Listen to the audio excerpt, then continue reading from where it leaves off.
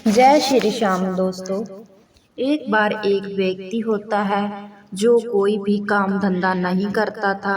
उनके घर लड़ाई झगड़ा रहता था। दोस्तों, सारा दिन वह चलने फिरने में निकाल देता था। कुछ करना चाहता था लेकिन चाह कभी नहीं कुछ कर पाता था। एक दिन दोस्तों, पति पत्नी के बीच में झगड़ा हो गया। पत्नी बच्चों को लेकर मायके चली गई। वह घर में अकेला पड़ गया। उसके पास कुछ भी नहीं था। उसकी पत्नी और बच्चे उसे ताना मारते थे कि तेरे पास तो कुछ भी नहीं है, और वह बहुत ही दुखी हो गया था। उसे लगा कि दुनिया में मेरा कोई नहीं है। उसने सोचा कि मैं इस जिंदगी को क्यों न खत्म कर दूं। कभी मत सोचना दोस्तों जिंदगी खत्म करने का। निकल पड़ा वह घर से। आधी रात को वो अकेला जा रहा था रास्ते पर आत्महत्या करने के लिए। अचानक आवाजें आ रही थी, हारे के सहारे की जय, हारे के सहारे की जय। जैसे मानो कोई जयकारा लगा रहा हो। जोर जोर से आवाजें आ रही थी। वह सोचने लगा कि मेरे से भी ज्यादा कोई हारा हुआ है। ये कौन हो सकता है, हारे का सहारा। वह आवाज को सुनता सुनता वहां पहुंच गया। उसने देखा कि बहुत बड़ा दरबार था और बहुत ही भीड़ थी। एक देव बैठे थे जिनका सिर्फ शीश नजर आ रहा था। वह बहुत ही सजा हुआ था, लेकिन दुनिया पागलों की तरह भक्ति कीर्तन कर रही थी, जयकारे लगा रही थी। वो भी बिल्कुल पीछे जाकर बैठ गया। 10 मिनट बाद उसको भी अपना होश नहीं रहा। वो भी रंग में रंग गया। सारी रात कीर्तन में बैठा रहा और सुबह आरती के बाद वह भी मरना भूल गया।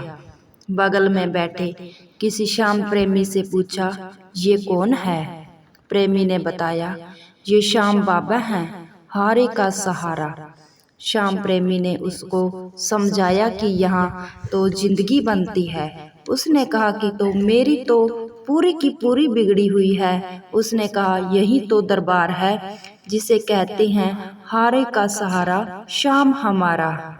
ये वो दरवाजा है जिसमें श्याम प्रेमी दुखी आते हैं और जब वह घर जाते हैं तो हंसते हुए जाते हैं। श्याम प्रेमी ने कहा, मुझे नहीं पता था तुम कौन हो। तुम से मेरा कोई रिश्ता भी नहीं है, लेकिन अगर सचमुच में अपने जीवन को बदलना चाहते हो तो एक बार उस दरवाजे पर चले जाओ। तो उस हारे हुए प्राणी की आंखों में आंसू आ गए।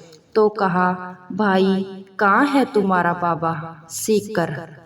पर मेरे पास तो जाने के लिए टिकट के पैसे भी नहीं हैं। उसने अपना पॉकेट निकाला और उसमें जो भी था उसे दे दिया और कहा, बाबा के दरबार में पहुंच जा, फैला दे अपना पल्ला, कह दे अपनी करुणा अपार, कर दे अपनी करुणा अपार।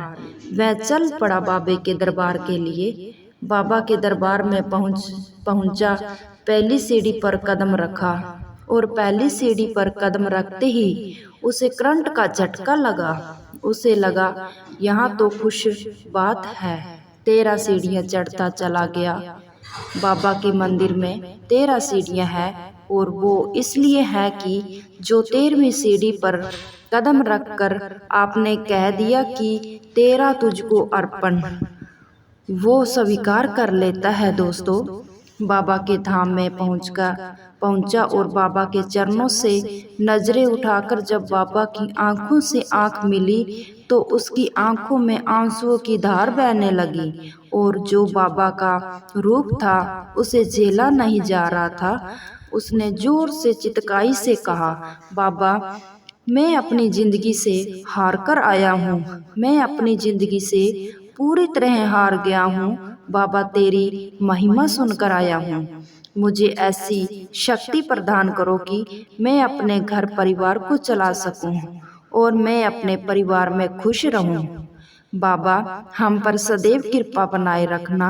और वह खुशी खुशी से व्यक्ति धाम से घर चला जाता है तो दूसरे दिन ही उनका परिवार और बीवी बच्चे घर आ जाती हैं और खुशी से साथ रहने लगते हैं। उनका कारोबार भी दौड़ने लगता है। वह व्यक्ति बड़ा सेठ बन जाता है और हर 11 में नियम से अपने परिवार को लेकर खाटू धाम जाता है। उनकी जिंदगी में खुशियां खुशियां आने लगती है।